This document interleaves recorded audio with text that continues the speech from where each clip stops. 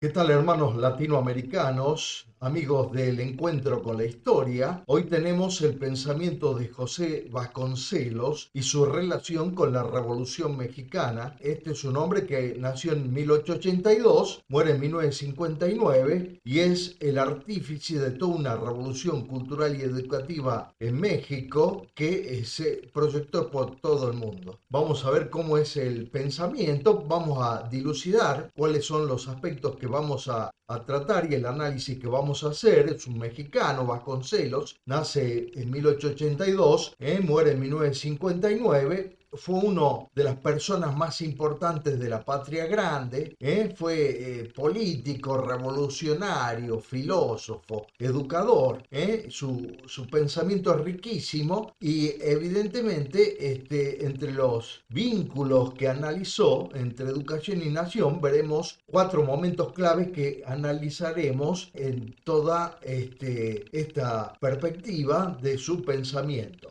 El primero se ubica al intelectual en el contexto mexicano y continental de principios del siglo XX. Ustedes saben que la Revolución Mexicana, como ya habíamos visto en la presentación anterior, comienza en el año 1910 y se proyecta hasta 1917, cuando Venustiano Carranza promulga la Constitución del año 1917. Bueno, ese es el primero, la ubicación del intelectual en el contexto mexicano. El segundo gran momento, su pensamiento político y educacional se basa en sustratos latinoamericanos. Tercero, él se interioriza en sus postulados sobre la raza cósmica, que va a ser su máxima obra, y la educación y la nación. Es decir, como que la educación va a resolver o intentar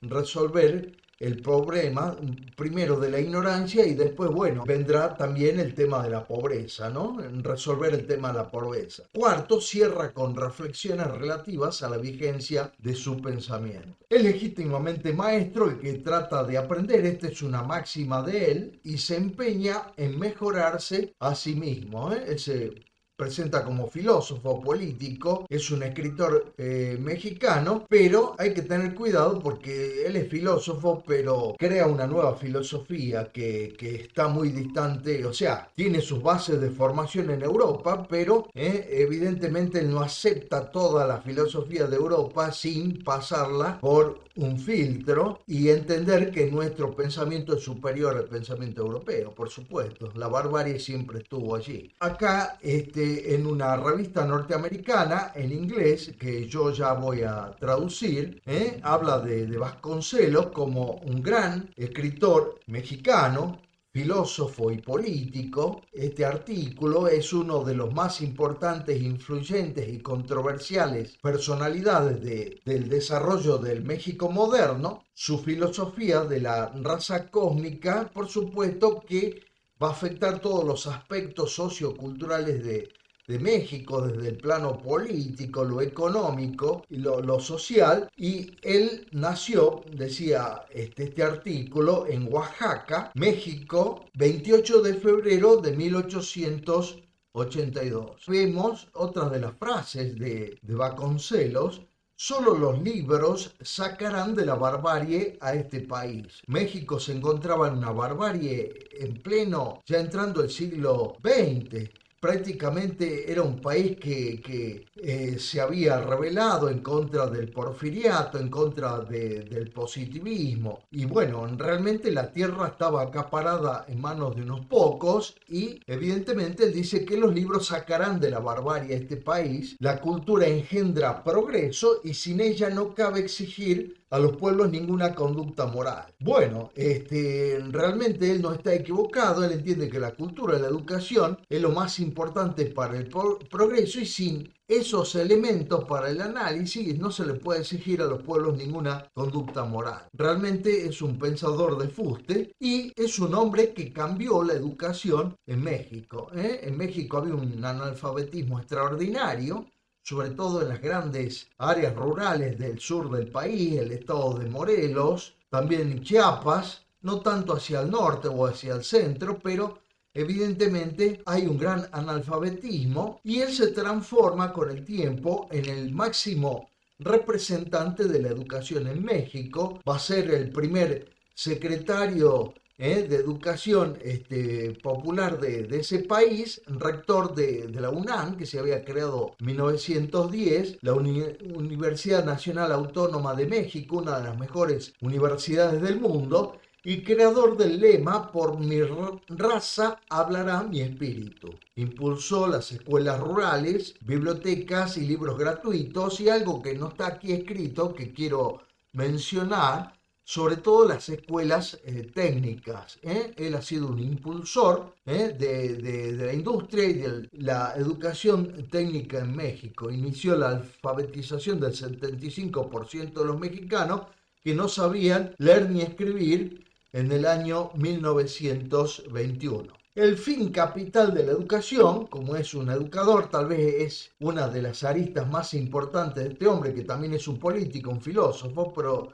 la parte educativa es extraordinaria. El fin capital de la educación es formar hombres capaces de bastarse a sí mismos y de emplear su energía sobrante en el bien de los demás. Vasconcelos elaboró su reflexión educacional desde la política. Por supuesto que no puede haber ninguna transformación de la educación sin la presencia de la política. En México costó muchísimo llegar a la actualidad con un régimen demoliberal en donde la participación del pueblo se hacía necesaria para consolidar este sistema. México pasó de caudillo en caudillo, jefes máximos, partidos únicos como fue el PRI durante toda la etapa postcardenista de los años 40. Bueno, él elabora su reflexión educacional desde la política y entiende que el pueblo lo va a aceptar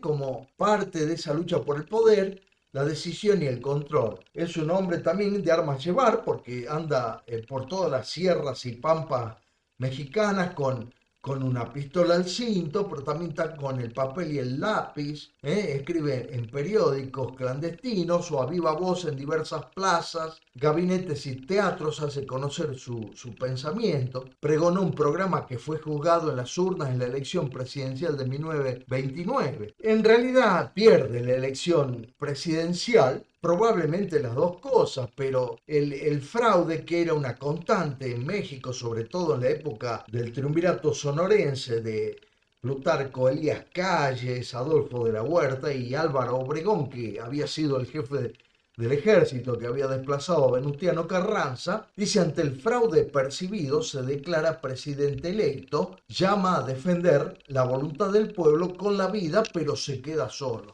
Bueno, es un hombre que evidentemente, como no tiene el manejo del ejército, de las armas, prácticamente es como que le dan la espalda, distinto a los otros jefes que eran los jefes máximos que comandaban el ejército en México. La filosofía oficial del gobierno de Díaz, me estoy refiriendo al porfiriato, que va a durar hasta el año 1910, cuando Francisco Indalecio Madero gane a través de su partido reeleccionista la presidencia en México. Luego va a ser muerto, si ustedes recuerdan lo que vimos en la presentación anterior, va a ser muerto precisamente por el jefe del ejército, de Victoriano Huerta. Bueno, la filosofía oficial del gobierno de Díaz, como lo era de toda Latinoamérica y de la Argentina, era el positivismo, de Comte y Spencer. La Argentina más bien era el de Spencer, del británico Spencer, en México el de Comte, francés, en donde ese positivismo implicaba lo material, lo concreto, lo material, que había 3 etapas en la humanidad, decía Comte. La primera etapa, una etapa mítica, una etapa, no había una evidencia de verdad en lo que se decía. Luego una segunda etapa, la etapa metafísica, en donde se hablaba del ser y la nada, y la tercera etapa, que era la etapa concreta, la etapa positivista, la etapa materialista, la etapa de la verdad para ellos, legitimaban esa filosofía que se va a dar, por supuesto, en la época del porfiriato. Vasconcelos entra en la arena pública cuando se integra a la oposición de la dictadura de Porfirio Díaz, la que se extendió entre 1884 y 1911, ya el año en que se tiene que ir a Europa y asume, por supuesto, el presidente Eduardo Madero, que va a gobernar 3 escasos años y va a tener como enemigos tanto a Victoriano Zapata como a Pancho Villa. Si unimos estas dos placas, vemos que esta dictadura era un despotismo crónico, violento y codicioso. En esta presentación tenemos que el Ateneo de la Juventud, en la cual Vasconcelos va a tener una actuación destacada como intelectual al momento antes de estallar la revolución, es decir, el Ateneo de la Juventud, fue la propulsora de una filosofía alternativa de acuerdo a sus inquietudes existenciales. Él va a rechazar mucho de la filosofía europea porque prácticamente se traspolaban categorías que servían para Europa y no para aquí, y él, evidentemente, para Vasconcelos, el positivismo, el materialismo, al igual que el marxismo y el materialismo en general, formaban parte de un todo altamente desestimable por su nociva desatención de lo espiritual. En realidad, el problema de los diletantes es que toman toda la filosofía europea como si fuera una verdad revelada, y en realidad la filosofía allá sirvió para los estados nacionales pudieran desarrollarse y crecer, y bueno, también fue parte de la barbarie, porque cuando se interpretó mal a Hegel, evidentemente Alemania quedó sumida en la derrota en las 2 guerras mundiales en las que intervino. Para Vasconcelos, quizá lo más perjudicial de las filosofías materialistas era el menoscabo que infligían a la autoestima y capacidad creadora en nuestro pueblo. Era como que nosotros teníamos un gran complejo de inferioridad con respecto a la filosofía europea, cuando en realidad nosotros tenemos que crear, como dice Vasconcelos, nuestro propio pensamiento. Él después lo dirá en su Raza Cósmica. Poco a poco se va a ir dando todo una reflexión que luego lo tomó el gran escritor Octavio Paz. Los mexicanos se escondían en un sentimiento de inferioridad que los sumían en caminos conducentes, en último término, a la desunión política, favorable solo a los invasores, según el texto de Andrés Donoso Romo del Departamento de Educación de la Universidad de Chile. Entre sí, Vasconcelos fue ministro de Educación de Álvaro Obregón, 1920-1924. ¿Quién era Álvaro Obregón? El hombre que lo va a desplazar a Venustiano Carranza, el hombre de la Constitución del 17, que era constitucionalista, lo va a reemplazar, va a asumir en el poder en 1920, va a estar en 1924. Son hombres del estado de Sonora, Álvaro Obregón, Plutarco Elías Calles y Adolfo de la Huerta. Bueno, pobreza e ignorancia eran los peores enemigos del Estado mexicano. A la educación le correspondía resolver fundamentalmente la ignorancia. Por supuesto, la educación en sí misma no resuelve la pobreza, sino que lo hace a largo plazo. La ignorancia es para ir resolviendo esta situación de indefensión de la población en el corto plazo. Entonces, ¿qué es lo que va a hacer Vasconcelos para combatir esta ignorancia? Organizar un sistema educativo con nueva infraestructura, mejores maestros y darles una mejor paga a los mismos, por supuesto. La barbarie, que es algo que se trató en toda Iberoamérica, era la coexistencia entre la opulencia y la miseria en el obrar de todo contra uno en vez de uno para todos.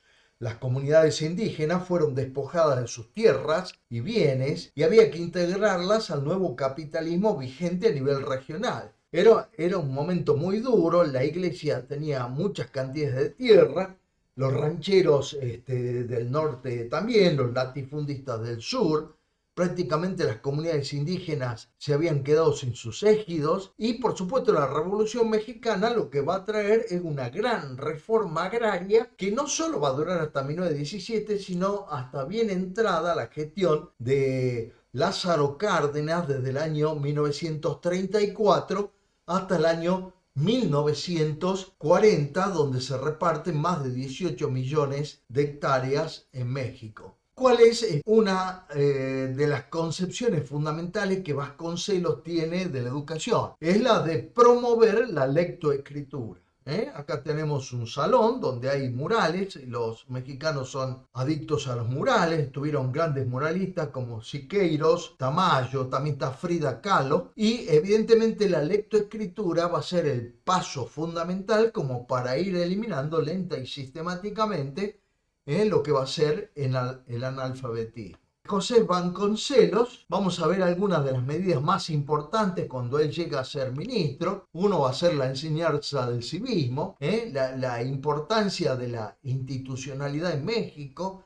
La revolución se estaba institucionalizando y esto tenían que aprender todo lo que entraban en el sistema educativo. Por supuesto que hay tres momentos claves, tres figuras claves para él, que son el maestro, el artista y el hombre libre. Evidentemente y el libro, pero que el maestro debe tener su libertad para enseñar, el artista para hacer su creación y bueno, el libro que evidentemente el Estado lo chequea, lo revisa, el mismo Estado se encarga de trabajar los libros, pero bueno, en México el Estado se separa de la religión y no existe la enseñanza de religión ni dentro ni fuera de las horas de clase, como había pasado en la Argentina con la ley 1420 de educación laica, obligatoria y gratuita, pero que se podía enseñar la religión fuera de las horas de clase. En México no es así, hay una defensa del ruralismo y la defensa de las lenguas indígenas, y bueno, después que él desde la Secretaría de Educación Popular y desde la UNAM va a favorecer la alfabetización. Y por supuesto la UNAM es hoy en día una de las grandes universidades a nivel mundial en donde han salido prácticamente todos los grandes premios Nobel mexicanos. Él es el que le da el impulso a las escuelas técnicas, a las escuelas agrícolas, institutos de formación docente, realmente un hombre que tenía una visión a largo plazo, algo de lo que carecemos actualmente. Vasconcelos se promulgó la ley que creó el Ministerio de Educación. Adolfo de la Huerta, que es el tercero en discusión del Triunvirato Sonorense, donde estaba Plutarco Elías Calles, Obregón, bueno, lo designó jefe del departamento universitario y de Bellas Artes. En ese cargo impuso a la Universidad Nacional el actual escudo y el lema: por mi raza hablará el espíritu. Era un hombre, un nacionalista a fondo, amaba Iberoamérica, Latinoamérica, y bueno, él creía en esa integración. Era un hombre que sufría la patria grande, o sea, la amaba, y realmente toda su obra va a partir de la búsqueda de la unificación de la patria grande. La Secretaría de Educación Pública, diseñada por Vasconcelos, evidentemente creaba como un nuevo ministerio distinto radicalmente del Ministerio de Instrucción Pública y Bellas Artes del Porfiriato, ese que se había creado en la época del positivismo mexicano. Promovería una educación fundamentalmente popular, o sea que gratuita y laica, y donde México, desgraciadamente en eso no estoy muy de acuerdo, se declara con el tiempo en un estado ateo, pero bueno, ellos siguieron su propio camino, la toma de decisiones a nivel interno, y esa educación va a estar dirigida a las mayorías urbanas y rurales y crearía un país humanizado y dignificado por el conocimiento y las artes. Bueno, acá vamos a ver la gestión de Vasconcelos. Vemos qué es lo que ha hecho este hombre extraordinario. Vasconcelos y la creación de instituciones educativas. Por supuesto, tenemos el plan de Agua Prieta, alianza con Álvaro Obregón, que es el hombre que había desplazado a Carranza, que lo vimos en la presentación anterior. Se enfrenta con el jefe Máximo Carranza, que lo desplazan. El último presidente interino de la Huerta lo puso como rector de la Universidad Nacional y encargado del Departamento de Arte. Y acá algo que para mí es extraordinario: la creación de miles de escuelas en el territorio mexicano, con mejoras en los edificios, capacitación y mejor paga a los maestros. Creación de escuelas rurales, producto de la reforma agraria en gran escala. Es decir, que los aborígenes van a pasar a tener tierras ejidales y tierras, es decir, tierras comunales y tierras individuales, y la reforma agraria va a durar hasta el año 1940. La enseñanza es laica y científica en cuanto a los contenidos de los planes de estudio. La particular visión de Vasconcelos sobre la lucha entre civilización y barbarie, que también se dio acá en la Argentina. ¿Quién había planteado eso en la Argentina? Sarmiento. La civilización y barbarie se debió en el caso de Vasconcelos, en gran parte a que pensaba que en rigor no había raza superior y raza inferior. Y acá está la diferencia con Sarmiento. Para Sarmiento hay razas superiores, razas inferiores. Los gauchos y los aborígenes para Sarmiento eran razas inferiores. Las razas superiores deberían venir de Europa, de los países nórdicos, de Inglaterra. Muy distinto a Vasconcelos, donde él vivía el mestizaje y pensaba que en rigor no había raza superior y raza inferior. Esta afirmación, polémica tanto ayer como hoy, explica que cuando gran parte de nuestras clases dirigentes aspiraron y aspiran a viajar a Europa y a Estados Unidos para sumergirse en las fuentes de la alta cultura, Vasconcelos soñase con viajar a la América del Sur para conocer la fuerza espiritual de las cataratas del Iguazú, acá en Argentina. En su calidad de ministro de Educación, realizó dicho periplo, siendo La raza cósmica la obra que albergará sus memorias y reflexiones al respecto. La lucha educacional, acá hay una íntima conexión, relación de causa-efecto. La lucha educacional contra la barbarie adquirió para él, al igual que para muchos educadores de comienzos del siglo XX, el carácter de cruzada. Él creía que sin la educación no se podía llegar absolutamente a nada, que seguiríamos siendo países periféricos, países dominados, sometidos. Él es un misionero de la educación, un maestro, es un educador, un apóstol, un sacerdote de la educación. Fueron términos que ocupó muchas veces de manera intercambiable, señalando, por ejemplo, esto que teóricamente parece muy sencillo, es sin embargo una de las más difíciles empresas, una empresa que requiere verdadero fervor apostólico. Para resolver de verdad el problema de nuestra educación nacional, va a ser necesario mover el espíritu público y animarlo de un ardor evangélico semejante al que llevara a los misioneros por todas las regiones del mundo a propagar la fe. En esta placa tenemos que al espíritu había que cuidarlo a fuego si era necesario. Tropas de maestros, él veía como que debería haber ejércitos de maestros que deberían primar por sobre los militares, que la verdadera cruzada era la educación y que evidentemente el pensar de Vasconcelos, su nacionalismo está entroncado también con el nacionalismo anti-norteamericano del uruguayo José Enrique Rodó, que compara a Estados Unidos con el monstruo Calibán, y nuestra espiritualidad, el cimiento de la redención universal, estaba siendo atacada por el imperialismo estadounidense y debía ser defendida con la fuerza si era necesario. La frontera entre México y los Estados Unidos fue el paisaje donde aprendió las primeras lecciones sobre el nacionalismo mexicano. Él estudiaba en una escuela Fronteras Allende, México, en Estados Unidos, pero tenía que regresar a su casa al mediodía para almorzar, y esto le generó una suerte de empatía con el gran nacionalismo mexicano. Pensó que alguna vez al frente de un ejército mexicano él podría recuperar esos territorios perdidos en la guerra de 1847 por México, que se los apropió Estados Unidos y que eran Texas, Arizona, Nueva México, parte de California.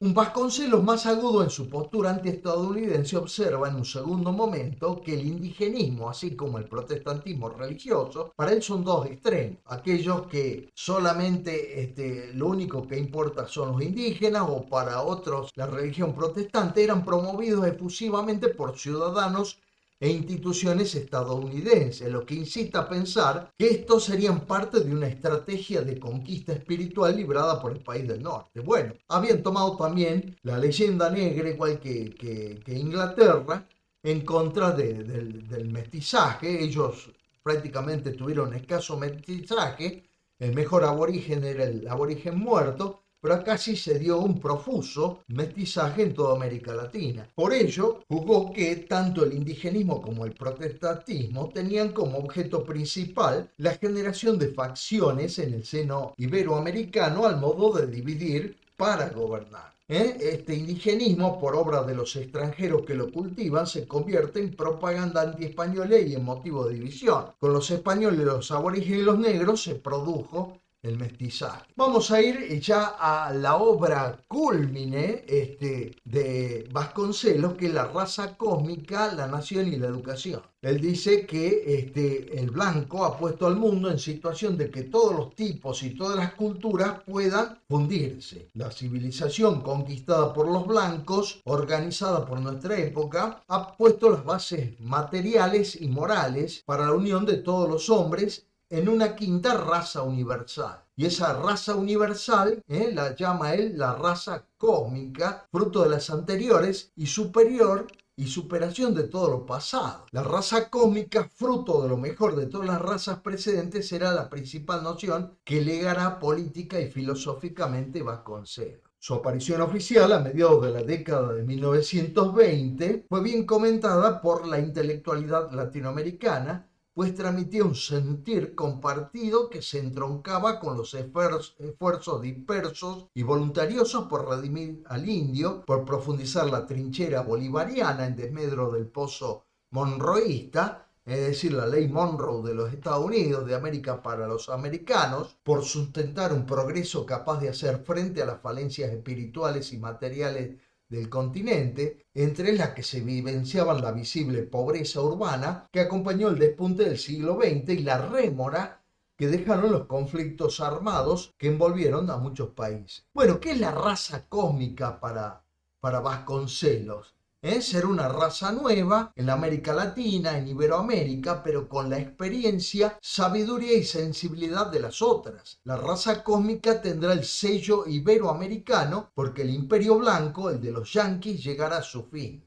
Él lo veía así, la raza cósmica era la superadora de lo actual, y bueno, de alguna forma en Estados Unidos el sistema WASP, que es un acrónimo, White Anglo-Saxon Protestant, WASP, que significa avispa, pero que es una sigla. Bueno, ya no tienen la fuerza de antes, ya no tienen muchos chicos, tienen unos solos hijos, y los mexicanos tienen muchos hijos en Estados Unidos y están transformándose en la primer gran minoría dentro de los Estados Unidos de Norteamérica. Esta nueva raza será más apta no solo para el pensamiento, sino para la amistad, para el amor, para la fraternidad. Tiene un cariz de reconciliación entre razas, tendrá por eso como algo propio de calidad cristiana, la cual debe llegar a ser el credo de esa quinta raza. Ese amor presupone libertad y justicia, es comunión con todos. Y acá tenemos la raza cósmica que pensaba Vasconcelos. Argentina, Chile, todo Iberoamérica, Brasil inclusive, porque Brasil son portugueses, pero son nuestros hermanos, no nos podemos concebir sin Brasil, el istmo de Panamá, Centroamérica, México, por supuesto. Y acá tenemos una suerte de mural de lo que es la raza cósmica, esa raza que se proyecta de la Tierra a todo el universo y que es la raza de la integración de lo moral, el amor y la fraternidad. La raza cósmica, como discurso performativo, debía por tanto enfrentar a una multiplicidad de discursos elaborados en otras orillas y que pretendían justamente lo contrario entre lo que se contó el popularizado por Hegel, filósofo europeo, alemán, 1770-1831, y que observaba a Europa como el fin y final de la historia universal. Y bueno, casi fue el fin y el final de Alemania, porque una mala interpretación de Hegel lo llevó a la barbarie, a la Primera y Segunda Guerra Mundial. Vasconcelos pudo entrever que la raza cósmica era el imperio de la integración, la creación y el amor.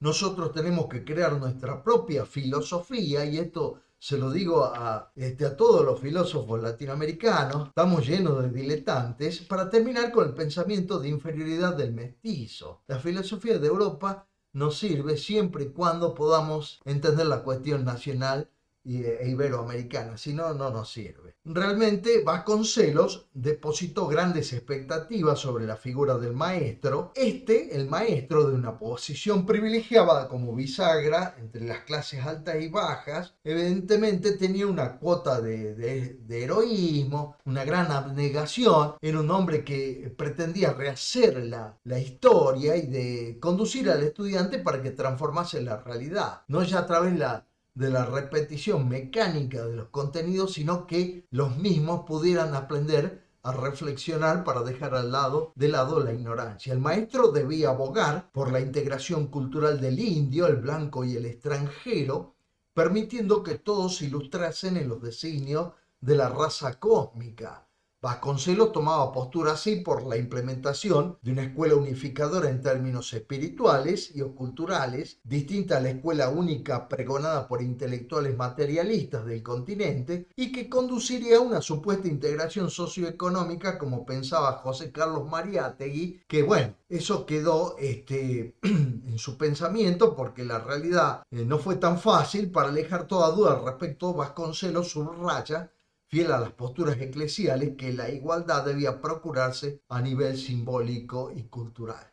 Y ya para ir complementando y completando esta presentación, estimados seguidores, hermanos latinoamericanos, presidente peregrino de la raza cósmica estaba solo. Tras pasar la urgencia y profundidad que tenía el proyecto de fundar una universópolis, como él mismo entendió, desde donde saliesen barcos, aviones y peregrinos a dar la buena nueva de una civilización que recibía con los brazos abiertos a toda la humanidad, no era tarea fácil, y eligió imponer la buena nueva. Por eso y muchas otras cosas, Vasconcelos y la raza cósmica son efectivamente inolvidables, a lo que se suma el hecho de que son escasos los discursos que, como el suyo, se desviven por temáticas con tintes y sabores propios y que otorgan un papel singular y relevante a lo nuestro en planos universales.